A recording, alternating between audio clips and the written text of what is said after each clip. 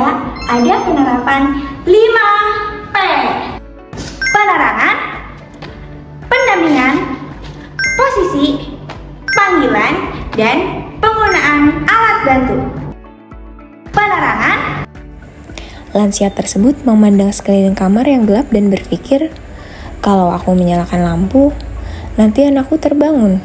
Gelap-gelap saja tidak apa-apa, toh jalannya juga dekat.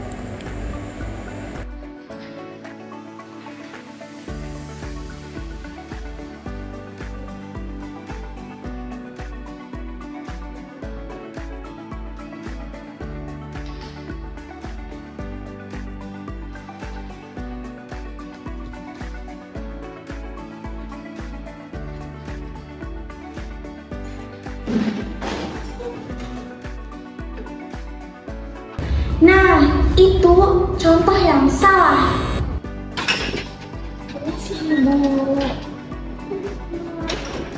Loh, kok ruangannya gelap banget?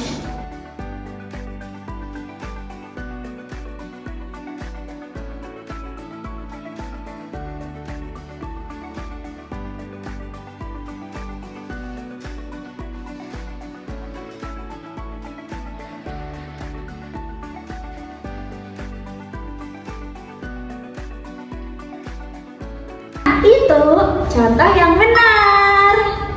Semakin bertambahnya usia, penglihatan para lansia semakin menurun. Oleh karena itu, diperlukan penerangan yang memadai. Penerangan yang tepat untuk para lansia sekitar 12-18 watt.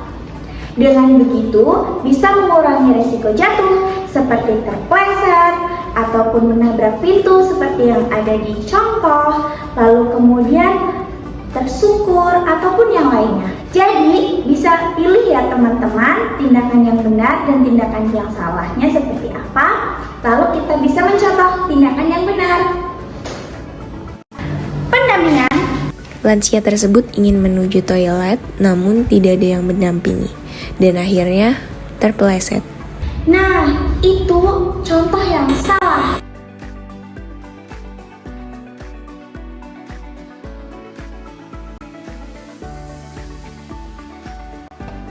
Nah, Ibu sebaiknya mendampingi Bapak jika Bapak ingin beranjak dari rumah. Nah, itu contoh yang benar. Jika pasien ingin beranjak dari tempat tidur, harus diperlukan pendampingan oleh keluarga. Misalnya, seperti ingin pergi ke toilet untuk mengurangi resiko jatuh. Posisi. Lansia tersebut terbangun dan langsung berdiri, tanpa dijeda terlebih dahulu. Dan akhirnya lansia tersebut pusing. Nah, itu contoh yang salah.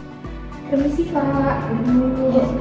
Jika Bapaknya ingin berdiri, sebaiknya Bapak duduk terlebih dahulu, jangan langsung berdiri ya Pak, Bu. Nanti takutnya Bapaknya pusing. Dan untuk pengamanan di samping tempat tidur ini harusnya dinaikkan terlebih dahulu ya Ibu jika Bapaknya sedang berada di kasur agar Bapaknya tidak jatuh. Oh, berarti kalau pas udah mau berdiri baru diturunkan gitu. Betul Ibu. Dan ini ada caranya. Baik Ibu, untuk menurunkan pengamannya, ini Ibu bisa menarik yang warna merah, lalu Ibu bisa menurunkannya. Lalu jika untuk menaikkannya, Ibu tinggal tarik saja seperti ini. Nah, itu contoh yang benar. Begitu ya teman-teman.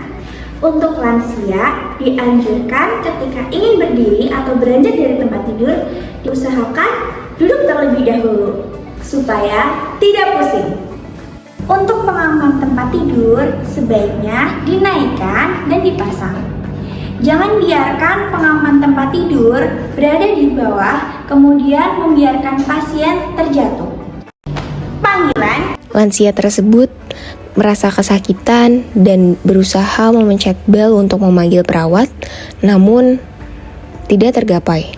Nah, itu contoh yang salah. Baik Bapak, Ibu, di sini saya akan menjelaskan tentang bel ya Bu. Di sini ada bel, nanti bisa digunakan oleh pasien untuk membantu pasien dalam memanggil perawat. Ini sudah jangkauannya sudah dekat ya Bapak, nanti bisa Bapak bantu juga untuk memencet bel. Apakah sudah paham Bapak? Nah, itu contoh yang benar. Bel itu dianjurkan posisinya dekat dengan bed agar mudah dijangkau bagi pasien dan keluarga. Dan bel digunakan saat pasien dan keluarga membutuhkan pertolongan. Setelah itu, perawat akan datang. Penggunaan alat bantu. Lansia tersebut ingin mengambil tongkatnya namun jauh dari jangkauan, dan akhirnya lansia tersebut pun terjatuh. Nah, itu contoh yang salah. Baik Bapak, ini saya membawakan dua buah sandal dan satu tongkat ya Bapak. Ini nanti sandalnya diberikan kepada Ibu. Ini sandalnya anti slip ya Bapak agar tidak terpleset. Tongkatnya juga jangan jauh dari jangkauan si Ibu ya Pak. Coba mari Ibu Pak. Ya, seperti ini. Ini ya Bu, Pak. Nah, itu contoh yang benar. Untuk penggunaan alat bantu ada dua. Yang pertama, walker dan tongkat.